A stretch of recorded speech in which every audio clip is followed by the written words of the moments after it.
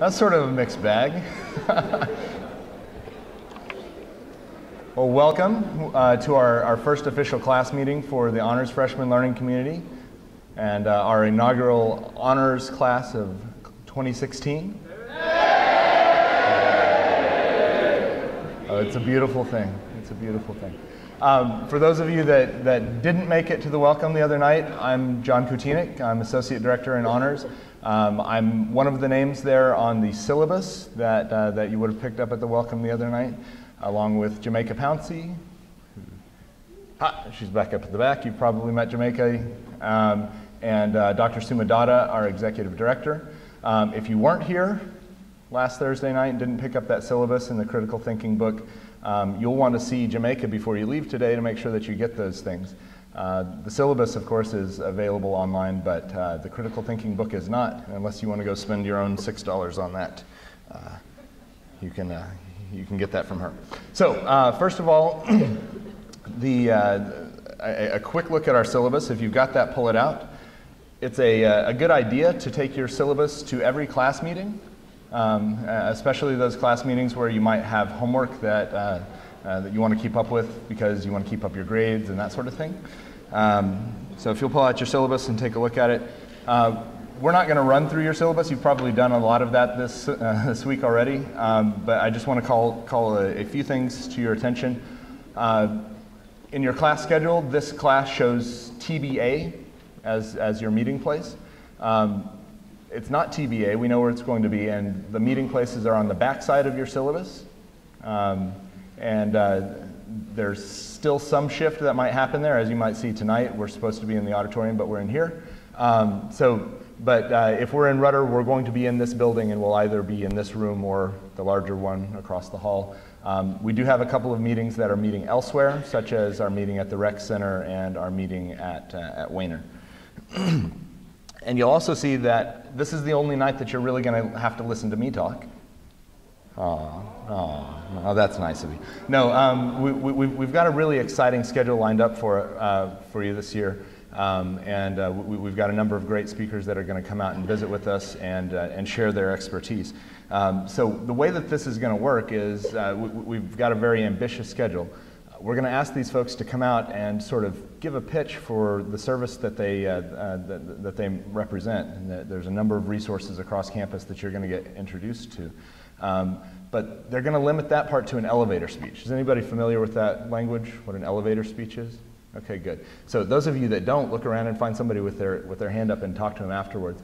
But an elevator speech is essentially, you know, if you find yourself on an elevator with a decision maker who you need to convince about something, you want to have something in your hip pocket, literally or figuratively, that you can convince them in the space of an elevator ride why whatever it is that you do is important. So we're going to ask these folks to do an elevator speech for the resource that they represent, but then spend the bulk of their time talking about some event, something that's in the news that might be of interest to you, but would demonstrate how critical thinking works in their field and how their discipline sort of views research and asks questions.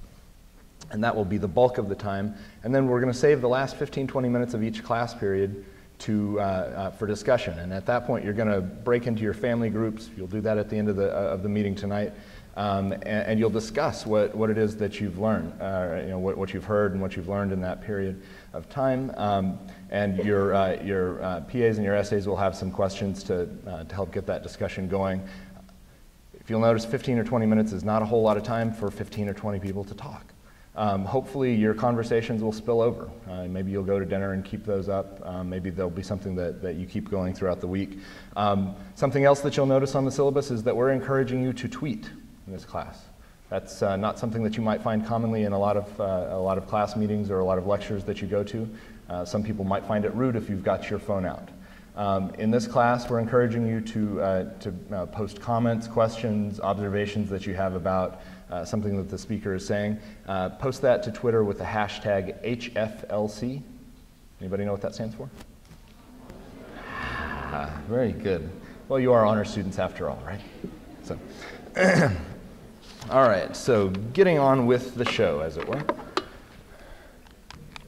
What we hope to do this year, and in our office in general, is that we want you to work with other students, other faculty that are really looking for a rich intellectual experience. And in conversations this week, our staff were talking about this, and this is what we think honors is. We think it's a critical mass of students like yourselves that are looking for a really rich intellectual experience while you're here. I don't know what that is. Come back. There we go. We want you to plug into hands-on learning. We talked a little bit about high-impact practices the other night. That's hands-on learning. We want you to get out there and learn by doing, and to graduate with a distinction no matter what your major is. We hope that you're going to do these things because it's our experience and the experience of other students and faculty that have come before you that these are the best ways to get the most out of your undergraduate experience. If you've not already had experiences like these, you might have to take our word for it right now that it's something that is important. But the purpose of critical thinking, and that's something that we're going to be talking about, is to test these ideas through your own intellect and experience. So while you might have to take our word for it right now, we hope that eventually you're going to get to the point where you're testing us on that. Right? In this class and throughout your experience at A&M, you should be asking yourself several questions. Why should I be doing this? You should be asking yourself that right now. Why should I be doing this?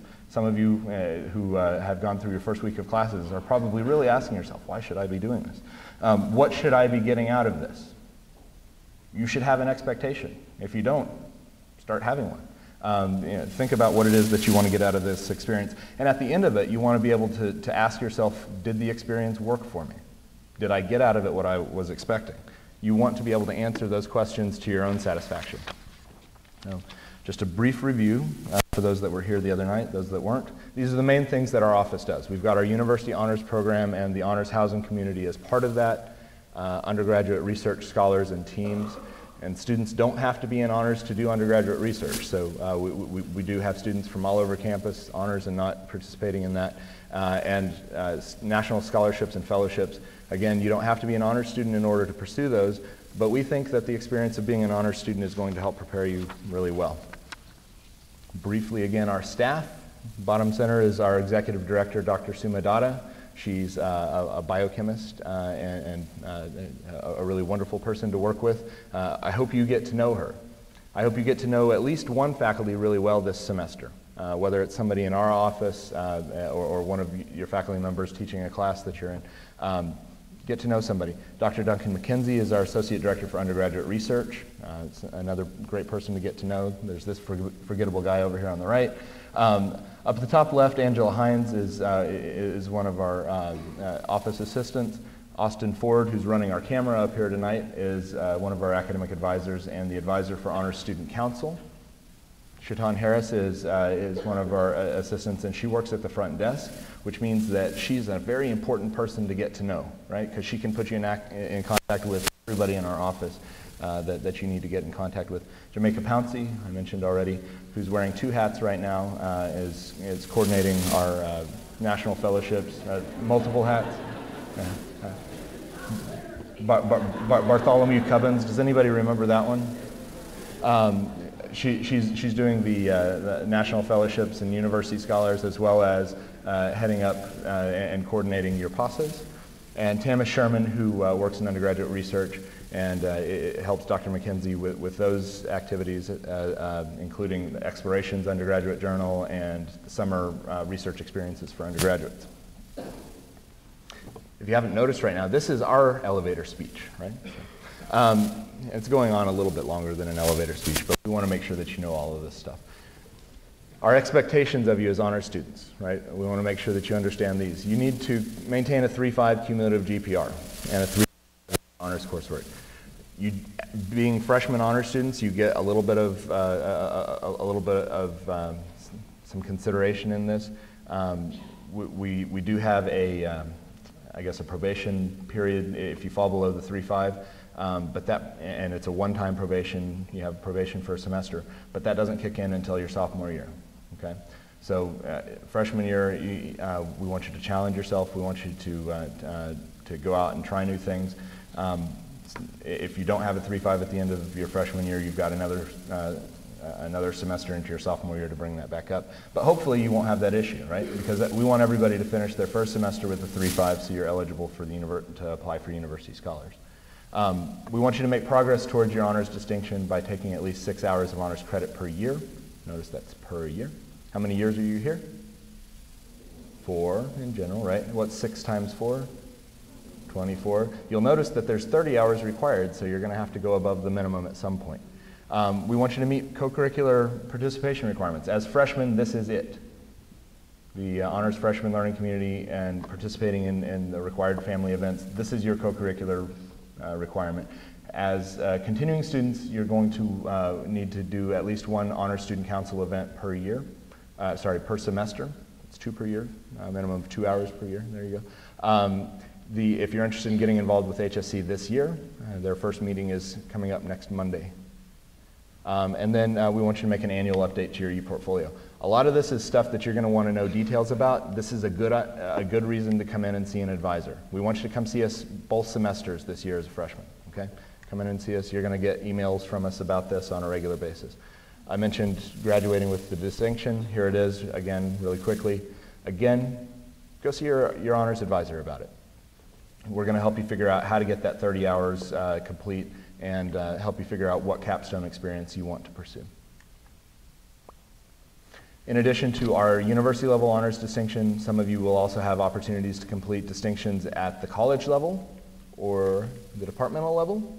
And these are growing every year, so even if something's not up here now, it may be here by the time that you're ready to graduate. So stay in contact with us and with the coordinators for these different tracks. I mentioned Honor Student Council. Honor Student Council is here to help you get involved at A&M. It's a leadership opportunity and a community building opportunity that happens within honors. There's a number of different ways that you might attach yourself as a student while you're here. This is a way to do it in honors. And I mentioned the e-portfolio. This is just a screenshot of it.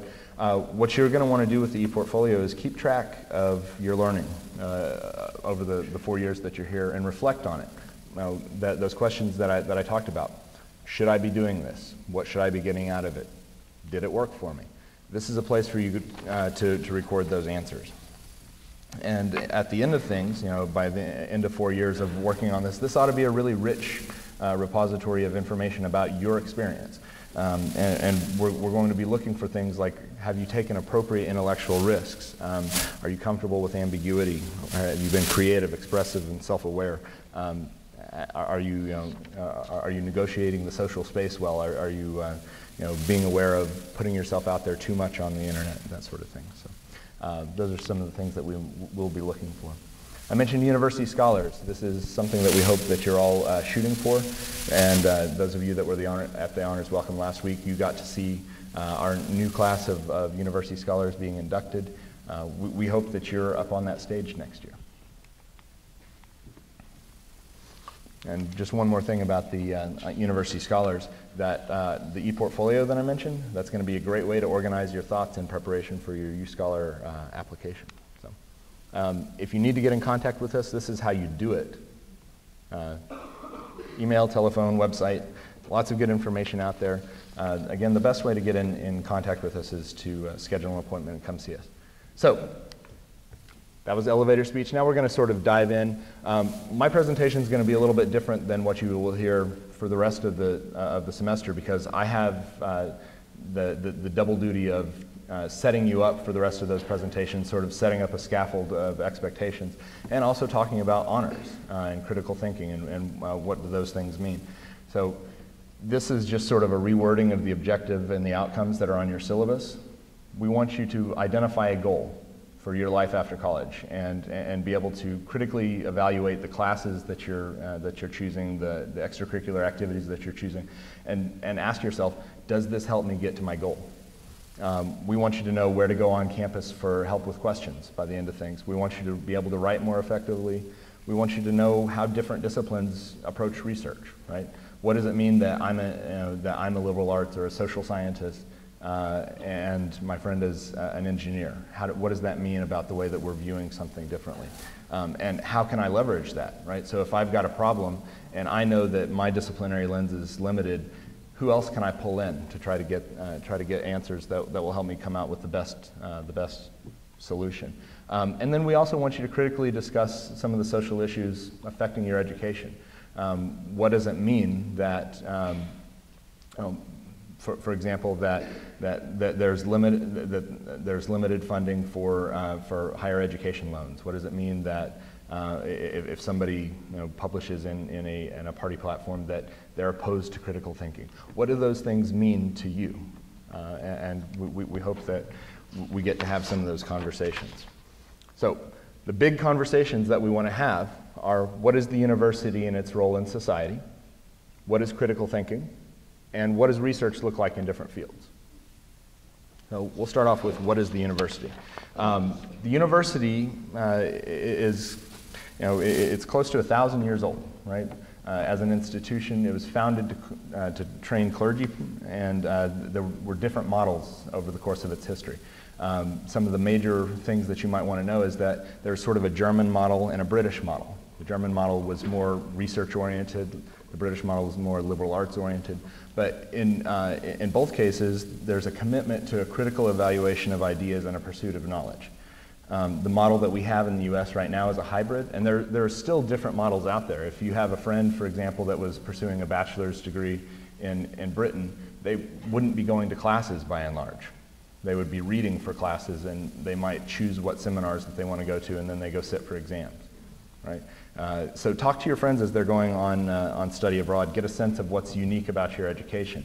Again, this is a different way that your perspective is being colored by where you are and the sort of the assumptions that are in place here. And there are different models and different assumptions at other places, and that's a strength. We want to be able to link those things together. So I mentioned liberal arts. How many of you know that you're here for a liberal education? How many of you are opposed to the idea of even saying the word? You don't have to raise your hand. But here, we're talking about liberal in a classic sense, right? What is the root of the word liberal? It's the same as liberty, right? What does that mean? Free. So liberal education means free education. It means it's unrestrained. And this is an idea that dates back to Aristotle. In brief, it's learning for the sake of learning, not for the sake of money, not for the sake of attainment or power. It's learning for the sake of learning, right? And that's the purpose of your bachelor's degree, is to learn how to learn, right? And that's sort of the progression. In bachelor's, you learn how to learn. Master's, you're mastering the depth of knowledge, in a particular discipline. And in a PhD, you're contributing back to the literature of that discipline. You're here to ask questions, right? To learn how to ask those questions and find out the way things are, why they're one way and not another. And you'll either be able to affirm what's come before, or you'll find a gap that maybe you can fill. One of my colleagues previously liked to say, notice what you notice, right? So what sort of piques your attention? Those are going to be great places for you to contribute back and to ask questions. University is here to produce independent thinkers, right? So get it out of your head that you're here for job training, right? And that once you've got your degree, you're done.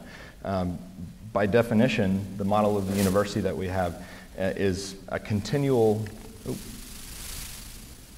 It's a continual loop. So if we've got a community of teachers and scholars that are continually reevaluating and reassessing what they're doing, the learning is going to change from generation to generation. Consider that if you're in a technical degree, the actual content that you're learning might be outmoded in 10 years. Right? What does that mean? Does that mean that your degree is worthless? No, because what you've done is you've learned a process, right? Certainly, hopefully by the time that you graduate, that content is still good and you're able to put it to work. But you hear about continuing education, and that's why, because the world changes and you have to keep up with that, and that's what you're here to do, is you're here to learn how to learn, and what you're learning is how to ask questions, right? Engineers are learning to think like engineers, social scientists are learning to think like social scientists, and we want you to be aware of those disciplinary perspectives and think about how they're helpful to you, where they might be a hindrance, and again, how you can bring together groups of people with different perspectives and again, come up with the most considered solutions. And one last thing, when you think something is most self-evident, that's probably where you're most in trouble, right? So that's the time to be articulating what it is that your assumptions are so that you don't run across any gaps. So among the questions, like I said, we're here to learn questions. Among the questions that we should be asking this semester are we a community? Right? We said we're a community of teachers and scholars. Are we a community? Are we pursuing education? Are we just here for job certification? You know, there's a number of ways that you could get. A friend of mine used to teach at the University of New Orleans, and he would talk to students that were great at scuba diving, knew how to do welding, and he would talk to them and he'd say, I don't know why you're here at the university, because you're not doing well here, but you might do really well, you know, making $75 an hour doing underwater welding, right? So you want to evaluate what it is that you're here for, right? And hopefully it's here to learn how to learn, right? As you listen to the, and another question, are our investments in our economic and intellectual growth sound? Are we investing in the right places in the right ways?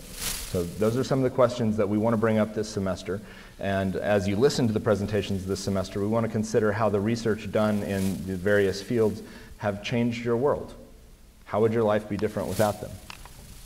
And how are the conversations that are driving research in higher ed changing what's going on? One of those conversations that's going on is high impact practices. I mentioned that. These are all activities that research demonstrates that help students take what it is that they're learning and apply it in different situations. It's that process of learning that is going on in all of these hands-on type activities. And not only while you're in school, but this is something that you're going to keep doing throughout your lifetime. What we think about honors is that it layers these experiences. So you take a look up there and see what it is that we're doing just this year with learning community, first year experience. We're going to be talking about writing. We're going to be talking about service learning. By the time that you get finished, we're going to ask that you do a capstone, and that might include a thesis, which is the writing piece there. Honors wants to layer these things. The more of these that you have, the better prepared that you're going to be. The local context of this for us is something called Aggies Commit. Right? This is part of the Texas A&M Quality Enhancement Program.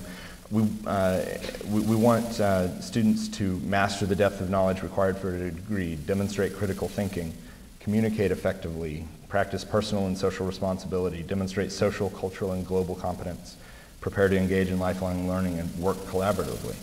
Texas A&M wants every student to do at least one high-impact practice. But because you're honor students, we think that you're both motivated and capable of doing more. That's what we selected you for, right? That's what those applications were all about. We think that in selecting you that you're ready to dive into these experiences. And the journal that you're going to create in this e-portfolio is going to help you think about, develop, and critically reflect on your growth in these different areas over the next 4 years. Which raises a question, what is critical reflection? Right? Critical reflection is essentially just critical thinking applied to our own experience. Critical thinking, and this is the definition that's in that little critical thinking book that we gave to you, it's the art of analyzing and evaluating thinking with a view to improving it. Right?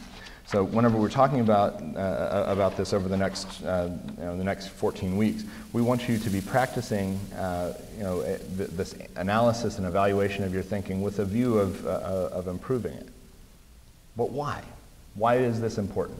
Well, first of all, whenever you critically evaluate what it is that you're thinking, you have a better understanding of what you know and why you know it. And that means that whenever you're making decisions, you're able to provide some evidence for that. If you remember back to your composition classes, this is something that you were probably talking about. You were making a claim that's supported by reasons, right? This is how you're able to support it, because you've thought hard about it, you've tested it, you've got the evidence. Whenever you've got that clear to yourself, you've got a better ability to communicate those things to other people. And the other thing that this helps is it's needed to create real change. One of the things that we're here to do is to create agents of change, right? So applying critical thinking. These are some questions that you ought to be asking as our presenters come in over the next few weeks, and at least be able to answer them for yourselves, but this is what your discussion groups are going to be about, right? We want you to be able to summarize what is their field trying to accomplish. As we hear from a writing instructor, why is it important that people are specializing in writing instruction? As we hear about the student counseling services, why is it important that we're spending some time and focusing on the social and emotional side of being a college student? You want to know what is their field trying to accomplish? What are the questions raised by their field? What sort of information, what sort of data are they using to base their decisions on, and where are they finding it? You're going to hear from a librarian, and hopefully she'll give you some information about the subject matter specialists in the library. So you can actually go to a librarian who is a subject matter specialist in engineering or social science or humanities, and they can help you find the journals that professionals in your field are using to make their decisions. What sort of conclusions are being drawn? What are the implications if they're correct? And what might be limiting their perspective, right? So we're going to put experts up here, right? But that doesn't mean that their expertise can't be questioned. Right? We want you to think about what are the limits of their perspective, because that's the way that we're going to grow. Additionally, what sort of assumptions or perspectives might characterize their discipline? How does that inform how research is done in their field? If you're in a field that doesn't want to have a very, I guess, set and fast way of doing research versus another one that wants to have, a very coded way of doing research. Do you think that the general public understands or appreciates the research that's being done in their field? And lastly, do you appreciate it? Right? Is it important to you? Why or why not? So as we're looking at critical thinking, an important part of this is recognizing bias, right? The whole point of critical thinking is that we're looking for problems in our thinking. We're taking it apart so that we fix it. And these are the parts, right? And every perspective, right? Every line of reasoning is going to consider these somehow, right? All reasoning is done from some point of view. It's going to have some sort of purpose behind it. It's going to try to settle some question or problem. It's going to be based on some sort of data or information. It's going to contain inferences and interpretations that are unique to the field, and draw conclusions based on those. Right? It's going to be expressed through and shaped through different concepts and theories. And unless you're questioning what those concepts and theories are, you're just sort of taking for granted that that's shaping the way that those conclusions are coming. It's based on assumptions, right? And it all leads to some sort of implication or consequence. We want you to be able to take these things apart, right? And think about that. Again, the books that you have are going to help guide you through that. We hope that you'll take the time to read that. And the purpose of it is not so that everybody is a perfect critical thinker. I'm not a perfect critical thinker. There's lots of things that I need pointed out to me on a regular basis, but it's to improve, right? So on the very far left side of things here, we've got a less complex way of thinking about things, which is just sort of a confused fact finder. I might go into Google and put in a search term and take the first thing that comes up without evaluating the source. I've just found a fact, right? A little further along the line, I might have a little bit of expertise in where to go and find some information, but I'm going to look specifically for things that support my point of view, sort of jumping to my bias. A little bit more complex and nuanced along the way, I might realize that there is a plethora of views out there, and I might just get stymied by all the possibilities and never make a commitment to one. And so that's what the next step is you have to make a commitment, right? You have to realize that at some point you have to just take a position for the sake of being complete and move forward. And then as we get further toward the more complex ways of thinking, we want to be strategic in the way that we're applying the critical thinking and saying, okay, what are our objectives? What is the course of action that's best going to meet the objectives? What are all of the different all of the different perspectives that we might bring in to inform the decision that we're making. The point is to move forward to the right. And you might never get all the way to strategic revision, or I don't think that I might, but we're going to keep working on it. So how would you describe yourself right now? And why? It's a rhetorical question. You don't have to answer right now. But it's something that you want to think about. So bringing this to bear to honors, right? How would you critically evaluate honors? Whenever you applied to the program, we asked you to think about how honors was going to help you 5-10 years down the line, right? To answer that question, you probably should have thought about these questions. Well, what is honors? What does that mean?